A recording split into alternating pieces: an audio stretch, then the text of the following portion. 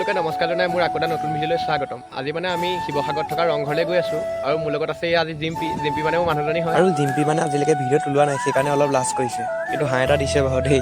ব'লকচোন ভিডিঅ'টো আৰম্ভ কৰোঁ।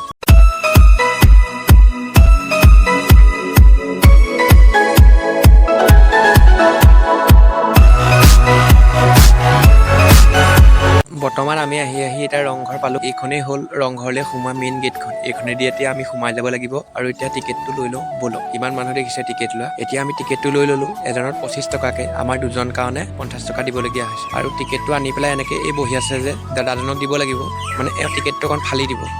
আমি জিম্পিয়ে দিছে টিকেটটো, আৰু ফালি দিয়াৰ পিছত আকৌ টিকেটটো লৈ আমি সোমাই আহিব লাগিব। বৰ্তমান আমি এতিয়া ৰংঘৰৰ ভিতৰলৈ আহি আছোঁ। ব'লকচোন ৰংঘৰটোনো কেনেকুৱা, ভিতৰতনো কি আছে চাওঁ। আৰু এইটোৱেই হ'ল ঐতিহাসিক ৰংঘৰ। ইয়াৰ ওপৰৰ পৰাই আগতে ৰজা মহাৰাজাসকলে বিভিন্ন ধৰণৰ খেল যেনে শেন যুঁজ, ম'হ যুঁজ আদি ওপৰৰ পৰাই বহি চাইছিল। আৰু এয়া হ'ল ৰংঘৰৰ ভিতৰৰ ভাগ। ভিতৰত চাবলগীয়া বস্তু একো নাই, কিন্তু তথাপিও কিবা এটা ভাল লাগে। ভিতৰত এটা বস্তু মোৰ বহুত ভাল লাগিল, মানে ভিতৰখন বহুত ধুনীয়াকৈ চফা কৰি থৈছে, সেইটো বস্তু বহুত ভাল লাগিল কিন্তু দেই। আৰু এতিয়া আমি ওপৰৰ মহললৈ যাম, আৰু ৰংঘৰৰ দুটা মহল আছে গম পাই সকলোৱে। ব'লকচোন ওপৰৰ মহললৈ যাওঁ, কিনো আছে চাওঁগে ভিতৰত। এনেকৈ খটখটি আছে, উঠি যাব লাগিব, ব'লকচোন যাওঁ। আৰু এইটোৱেই হ'ল ওপৰৰ মহল। আৰু ওপৰৰ মহলটো চাবলগীয়া একোৱেই নাই, মানে ভিতৰত একো বস্তু নাই। যিসকল আহিছে সেইসকলে গম পায়েই বাৰু। আৰু এইটো হ'ল ৰংঘৰৰ বাহিৰৰ দৃশ্য, চাওক কিমান ধুনীয়া লাগে। সঁচাকৈ আগতে ৰজাসকলে বহুত ধুনীয়া এটা চিহ্ন আমাৰ কাৰণে দি থৈ গৈছে, যিটো এতিয়া আমি আকৌ গৈ চাব পাৰিছোঁ। আৰু মই পঢ়িবলৈ পোৱা মতে, মানে সৰুৰে পৰা পঢ়িয়ে আহিছোঁ বাৰু, এই ৰংঘৰটো প্ৰথমতে ৰুদ্ৰসিংহই কাঠ আৰু বাঁহেৰে নিৰ্মাণ কৰিছিল, কিন্তু ইয়াক পূৰ্ণাংগ অৱস্থাত আনে মৰ্ত্যসিংহই। আৰু